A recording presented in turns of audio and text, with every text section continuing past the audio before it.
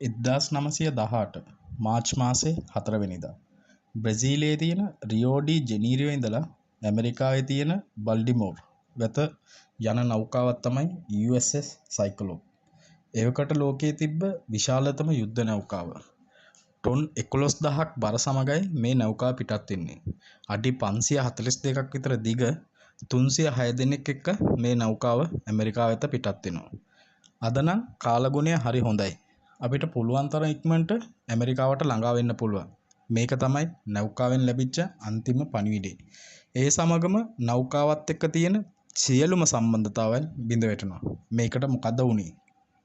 1945 දෙසැම්බර් 5 වෙනිදා ෆ්ලයිට් 19 කියන ගුවන් යාන 5ක් ඇමරිකාවේ ඉඳලා පුහුණුවක් සඳහා පියාසර කරනවා. ඉතින් ඒකත් එක්ක තිබ්බ කමියුනිකේෂන් එක ටිකින් ටික මග හරිනවා. ඒකේ ගමන් මාර්ග වෙනස් වෙනවා. ඉතින් ගුවනේ හිටපු එක්කෙනෙක්ගෙන් කමියුනිකේෂන් එකක් හම්බ වෙනවා. අපේ ගුවනේ තියෙන කම්පස් වැඩ කරන්නේ නැහැ. අපිට අනිවාර්යෙන් උදව් අවශ්‍යයි. මේක තමයි ඒකෙන් හම්බෙච්ච අන්තිම පණිවිඩය. ඒකත් එක්කම ගුවන් යාන 5 අතුරුදහන් වෙනවා. ඉතින් මේ ගුවන් යාන 5ට මොකද්ද උනේ කියලා බලන්න තවත් ගුවන් යානයක් පිටත් කරනවා. ඒකත් අතුරුදහන් වෙනවා. මේ ඔක්කොම සිද්ධීන් සිද්ධ වෙන්නේ මේ බර්මුඩා ට්‍රයැන්ගල් කියන තැනදී. ඉතින් ඒකේ අභිරහස් විසඳන්නයි මේ සූදානම. Welcome back ඒසම් සූ. මන් දන්න දේවල් ටිකක් ඔයාලට කියලා දෙන්නයි මේ සූදානම. ඉතින් වීඩියෝ එක හොඳයි කියලා හිතෙනවා නම් ලයික් කරන්න, ෂෙයා කරන්න, අනිවාර්යෙන් කමෙන්ට් එකක් දාන්න. ඉතින් මේ වගේ දේවල් අපිත් එක්ක ඉස්සරහටත් බලන්න බෙල් අයිකන් එකත් ක්ලික් කරලා තියාගන්න. එහෙනම් යමු අභිරහස් විසඳන්න. මොකද්ද මේ බර්මුඩා ට්‍රයැන්ගල් කියන්නේ? මම නම් අහලා නැහැ. මම ඒ ගැන දන්නේ නැහැ. එහෙම කියලා හිතෙන කට්ටියට තමයි මේ පොඩි පැහැදිලි කිරීම. ඔයා හිතන්න සාමාන්‍ය මුහුද විතරක් තියෙන කිලෝමීටර් 1000 ගාණක් විතර තැනක් ෆ්ලොරිඩා, බර්මිඩා, පොරිටෝරිකෝ කියන මේ තැන් තුන යා කරන ත්‍රිකෝණාකාර තැනට තමයි බර්මුඩා ට්‍රයැන්ගල් කියලා කියන්නේ. ඉතින් අතීතයේ ගොඩක් කතාවල් තියෙනවා මෙන්න මෙතනින් යන ගොඩක් ගුවන් යාන නෞකා අතුරුදහන් වෙනවා කියලා. ඉතින් ඒ ගැන තමයි මේ පැහැදිලි කිරීම කරන්න හදන්නේ. මුලින්ම මේ ගැන සටහන් කරන්නේ ක්‍රිස්ටෝෆර් කොලම්බස්. ඉතින් අපි හැමෝම දන්න අපේ ඉතිහාස පොත්වල තියෙන ගවේෂකයෙක් තමයි ක්‍රිස්ටෝෆර් කොලම්බස් කියන්නේ. ඉතින් එයාගේ ගවේෂණයේදී ගොඩක් දුරට එයාට මේ බර්මුඩා ට්‍රයැන්ගල් කියන තැන පාවිච්චි කරන්න වෙලා තියෙනවා. ඉතින් එයාගේ පුරුද්දක් තියලා තියෙනවා.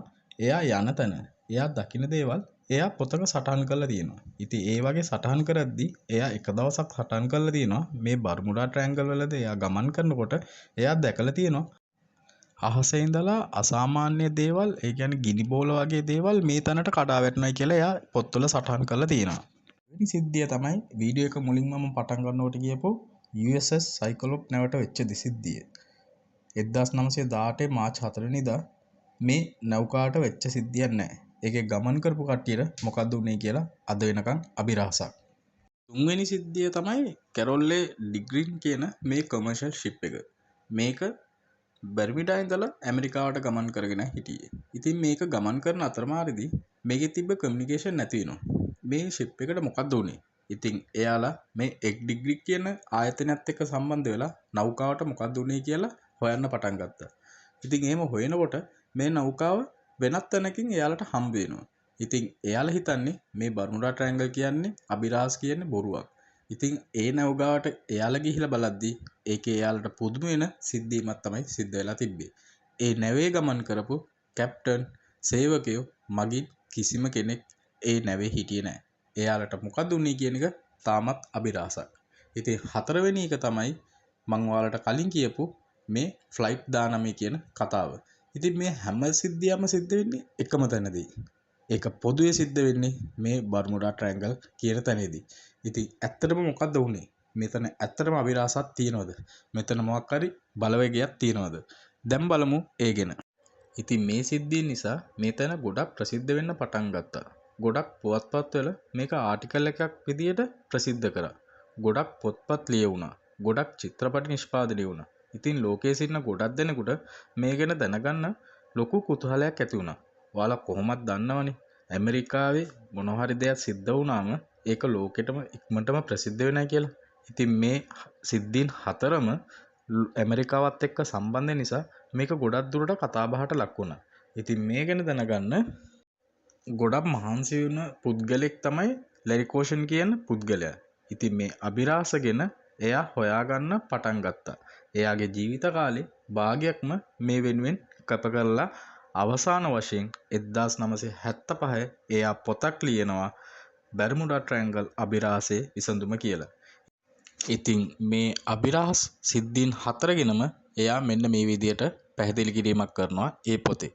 පළවෙනි එක තමයි ක්‍රිස්ටෝෆර් කොලම්බස්ගේ සටහන. ඉතින් එයා මේ පැහැදිලි කිරීම කරන්නේ ක්‍රිස්ටෝෆර් කොලම්බස් කියන්නේ ගවේෂකෙක්. ඉතින් එයාගේ ගවේෂණය වුණේ අලුත් ගොඩබිමවල් හොයාගන්න.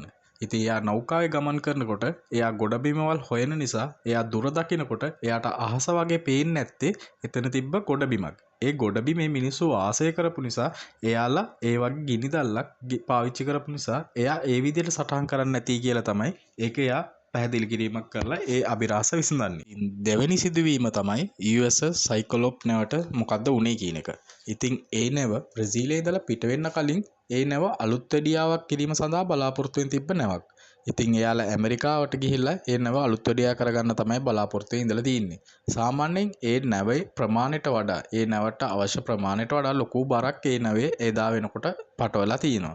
ඉතින් ඒ ලොකු බරත් එක්ක මේ නැව ගමන් කිරීමේදී අතරමඟදී මේකේ අලුත් වැඩියාව තිබ්බ නිසා මේක ගොඩක් දුරට රැපෙයාර එකක් සිද්ධ වෙලා ඒක මුහුදුබත් වෙන්න ඇති කියලා තමයි එයා එතන සඳහන් කරලා තිබ්බේ. තුන්වෙනි සිද්ධවීම තමයි කමර්ෂල් ෂිප් එක. ඉතින් ඔයාලට මම කලින් කිව්වා වගේ ඒක ගොඩක් විනෝද වෙන බිස්නස් කරන කට්ටිය තමයි ඒ නැවේ ගමන් කරලා තිබ්බේ.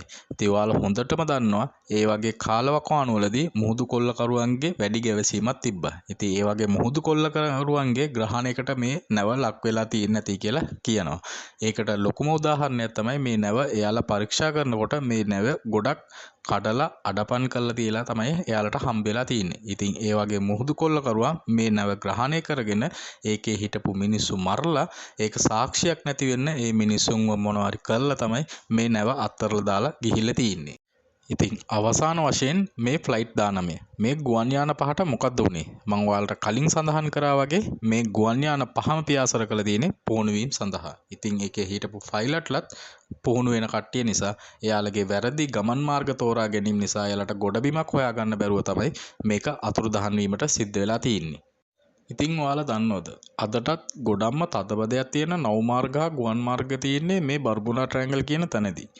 ඉතින් ඒ වගේම තමයි මෙයා පොතේ අන්තිමටම සඳහන් කරලා තියෙන්නේ මෙතන ගොඩක් දුරට කාලගුණ වෙනස් සිද්ධ වෙන්න පුළුවන් තැනක් තමයි මේ බර්මුඩා ට්‍රයැන්ගල් කියන්නේ. ඉතින් ඒ